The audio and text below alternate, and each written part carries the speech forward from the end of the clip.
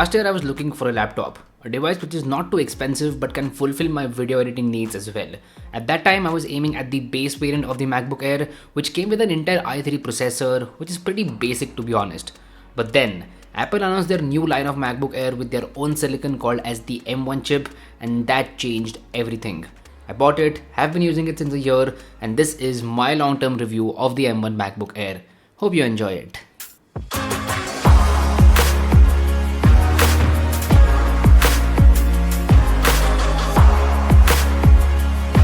There have been two major shifts when it comes to Apple computers. The first one happened back in 2005 when Apple announced at WWDC that they are shifting from PowerPCs to Intel-based Macs. A huge deal at the time and one which made Apple a lot of money. 15 years later, Apple announced another shift at WWDC 2020 that they will be shifting to their own silicon from Intel-based Macs. This I think is an even bigger deal and one which will make Apple even more money while giving us some of the best computers out there. So following their announcement to shifting to their own custom silicon, Apple launched their first line of products with their M1 chips. They launched the 13-inch MacBook Air, 13-inch MacBook Pro, and a Mac Mini. I went with the MacBook Air, that to the base variant, because I did not want to spend a lot of money. And yeah, I also watched MKBHD's review before buying it. Like, that's pretty basic, right? Apart from the change in processor and its technologies, this is pretty much the same MacBook Air. The same sleek design with a metal unibody, the same two Thunderbolt ports in the flavor of USB Type-C, which means hello dongle life, the same updated keyboard, the same trackpad, and yeah, Touch ID as well. All these things were already amazing, and Apple did not change them as well. So yeah, thumbs up. The real change is with the silicon and its technologies, which gets me to three main things about MacBook Air: performance, battery life, and software support. Let us start with the software support. M1 chips are based on a different architecture as compared to Intel chips. That's why all the old software which were designed for Intel chips had to be recompiled to work with the M1 chips. Now here's where people had serious concerns that Apple won't be able to do this very smoothly. But trust me, Apple were more than prepared for this. All the native Apple apps were already compatible with M1 chip on day one, like kind of obvious. But for third-party applications, Apple has something called as Rosetta 2. Rosetta basically converts Intel-based applications to work with the newer M1 chips. I remember installing Spotify, Microsoft Word, Excel, PowerPoint, Lightroom, Photoshop, all these applications on day one, which were Intel based applications, and using Rosetta everything worked fine. Like, I did not notice any hiccups whatsoever. Now eventually all the major software companies did launch a newer version which will take the full advantage of M1 chips. That did happen. As of today, most of the major softwares out there are compatible with M1 chips, and that's just excellent. In my entire year of usage, I did not notice any software support issue at all. Like literally zero issues, and that shows how prepared Apple were for this shift. So thumbs up for that. Next important point that comes in is battery life. Apple has been making processors for quite some time now for their iPhones, iPads, Apple Watch, etc.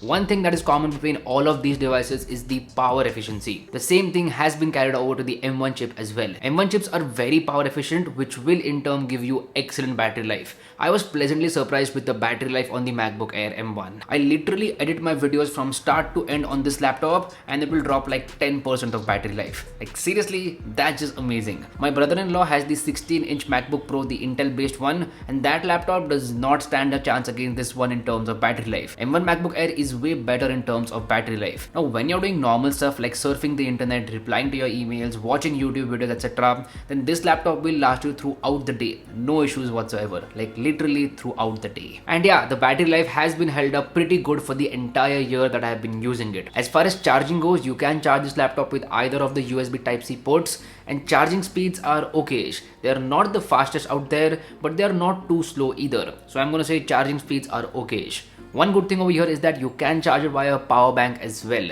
That is very convenient. One thing that is not convenient is having both the ports on the same side. If they had been on the either side, that would have been much better, and the design team at Apple kind of messed up over here because both the ports on the same side is not a good decision at all.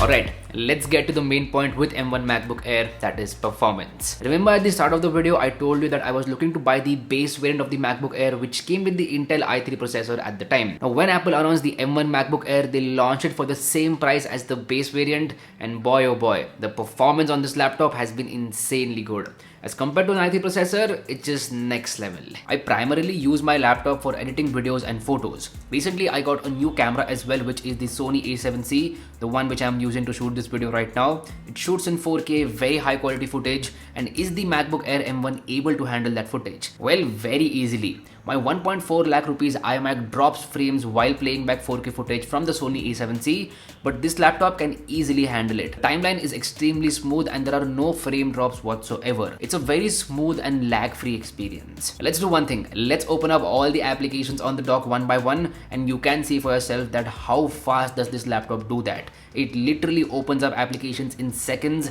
and that is amazing. This shows that Apple has done a great job in terms of optimizing macOS for their M1 chips. Hardware plus software control is with Apple now, and they are taking full advantage of it. But with that being said, I have my complaints as well. Number one is RAM management. RAM management on this laptop has not been good at all. Oftentimes while I am editing a project, the system will run out of memory and I will either have to wait or restart the laptop, which is annoying AF. I really wish that I went with the 16GB RAM variant, because 8GB is just not enough if you're editing videos. If you're editing 4K projects, then trust me, 8GB is not enough. The RAM management on this laptop could have been better, but yeah, it's not good at all. Also, sometimes when the battery is low, the system will drop down the refresh rate to like 45 Hz. Everything feels very laggy and it is clearly noticeable. It will go back up as soon as I charge the laptop, but again, this is annoying AF and should not happen. But yeah, all in all, the performance on MacBook Air M1 has been nothing short of amazing, especially for the price. So is the MacBook Air M1 worth it? Yes, definitely. In fact, I think this is one of the best laptops that Apple has launched in a very long time. They did come up with new MacBook Pros with M1 Pro and M1 Max chipsets, which are super duper interesting and super duper expensive as well. So I'm going to hold on to this one because it gets the job done. I'm going to wait and hold on to this one. If you want to buy the M1 MacBook Air, then you can definitely go ahead and do that. You won't be disappointed. I will make sure to drop a link to it in the description box below. Well, that's been it. This was my long-term review of the M1 MacBook Air. Hope you liked it. Subscribe if you haven't already, and I'll see you guys in the next one. Bye bye.